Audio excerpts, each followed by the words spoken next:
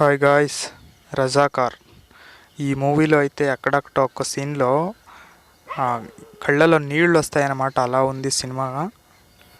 ఒక్కొక్క సీన్ అయితే blood boil అయిపోతుంది, అలా ఉంటాయి సీన్లో. చిన్నపిల్లలతో చూడడం కొంచెం ఇబ్బందికరంగానే ఉంటుంది ఈ సినిమా అయితే. ఎందుకంటే కొన్ని డిస్టర్బింగ్ సీన్స్ ఉంటాయి దీంట్లో. సో అంటే చూడాలి, ఖచ్చితంగా ఈ సినిమాని చూడాలి. ఎందుకంటే ఈ సినిమా ఒక సినిమాటికల్ మాస్టర్ పీస్. సినిమా అయితే చాలా బాగుంది. ఇక స్టోరీ లైన్ అయితే 1948లో హైదరాబాద్లో జరిగే సంఘటనల ఆధారంగా తీసిండే సినిమాని డైరెక్ట్ కాదు, అందరికీ తెలుస్తుంది.